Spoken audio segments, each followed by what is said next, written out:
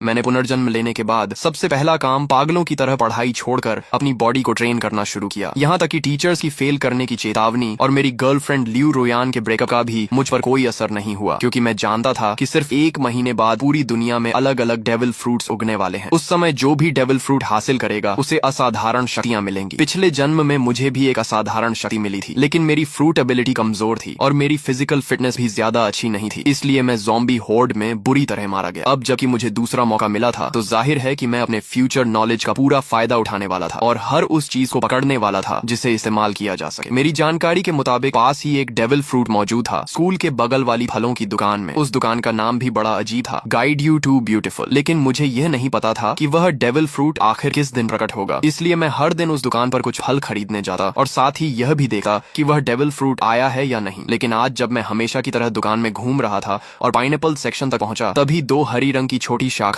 ने अचानक मेरा ध्यान खींच लिया। मैंने ऊपर रखे पाइनएप्पल हटाए और उन शाखाओं का असली शरीर मेरी आंखों के सामने आ गया। बिल्कुल सही, यह मेरी यादों वाली उसी डेविल फ्रूट जैसी थी। यही वन पीस दुनिया के 4 एम्परर्स में से काइडो का डेविल फ्रूट था। मैंने तेजी से बिल चुकाया और बाकी फलों से भरा एक बैग भी उठा लिया ताकि किसी को शक न हो। जैसे ही मैं दुकान से बाहर निकला, सामने एक मजबूत शरीर वाला मध्यम उम्र का आदमी दिखाई दिया। वही आदमी जो पिछले जन्म में अज़्योर ड्रैगन फ्रूट का मालिक बना था। मैंने मन ही मन राहत की सांस ली। अगर मैं थोड़ी देर और कर देता तो ये फ्रूट उसी के हाथ लग जाती। हॉस्टल लौटे ही मैंने एक पल की भी देरी नहीं की और अज़्योर ड्रैगन फ्रूट को उठाकर सीधे एक बड़ा काट लिया। उसका स्वाद ऐसा था जैसे किसी ने सूखे पानी के टैंक और गंदगी के गड्ढे को मिलाकर उसमें सड़ी हुई पोछे की कपड़े को घुमा दिया हो और फिर सीधे मुंह में ठूंस दिया हो। इतनी गंदी टेस्ट थी कि मैं लगभग वहीं उल्टी कर देता, लेकिन मैंने खुद को रोका और किसी तरह उस गूदे को निगल लिया। फिर मैंने दिल मजबूत करके उसका बचा हुआ छिलका, बीज और वह छोटी बैंगनी शाखा भी निगल ली। काफी देर बाद मैंने गहरी सांस ली। अब चमत्कार का बीज बोया जा चुका था, बाकी सिर्फ इंतजार करना था। इसके बाद मैंने मोबाइल निकाला और शॉर्ट वीडियोस तथा फोरम ब्राउजिंग शुरू कर दी। कई प्लेटफॉर्म देखने के बाद मैंने एक आईडी सर्च की और पहला वीडियो खोला। भाइयों, देख रहे हो, ये थंडर फ्रूट है। कमेंट सेक्शन में बोली लगाओ, जो ज्यादा कीमत देगा उसे मिलेगा। ये देखकर मेरा दिल तेज धड़कने लगा। हालांकि अज़्योर ड्रैगन फ्रूट मैं पहले ही खा चुका था और दूसरा डेविल फ्रूट नहीं खा सकता था, लेकिन जब अपोकलिप्स आएगा और सभी लोग इसकी असली कीमत जान जाएंगे, तब करोड़ों रुपए देकर भी एक फ्रूट नहीं मिलेगी। ये सबसे महत्वपूर्ण ट्रेडिंग रिसोर्स थी और अगर ट्रेडिंग में इस्तेमाल न भी करूं तो मैं इसे अपने माता पिता या अपनी बहन को खिला सकता था। वैसे भी दूसरी फ्रूट खाने की संभावना पूरी तरह खत्म नहीं हुई थी, बस उसके लिए ताकत और किस्मत दोनों चाहिए थी। मैंने कमेंट सेक्शन में कुछ नहीं लिखा, बल्कि सीधे उस पीले बालों वाले लड़के वांग तियानची को प्राइवेट मैसेज भेजा। भाई, ये फ्रूट बहुत बढ़िया बनाई है, बिल्कुल असली जैसी लग रही है, मैं इसे खरीदना चाहता हूँ। कमेंट सेक्शन वाले लोग सिर्फ मजाक कर रहे हैं, जो कीमत चाहिए सीधे बताओ, अगर सही लगी तो तुरंत खरीद लूंगा। उसने जवाब दिया, भाई ये सचमुच डेविल फ्रूट है, इसकी कीमत 15 लाख है। मैंने कहा, अगर ये सच में डेविल फ्रूट है तो तुम खुद क्यों नहीं खा लेते? अगर बेचने का इरादा है तो सामान्य कीमत बताओ, नहीं तो मैं तुम्हें ब्लॉक कर दूंगा।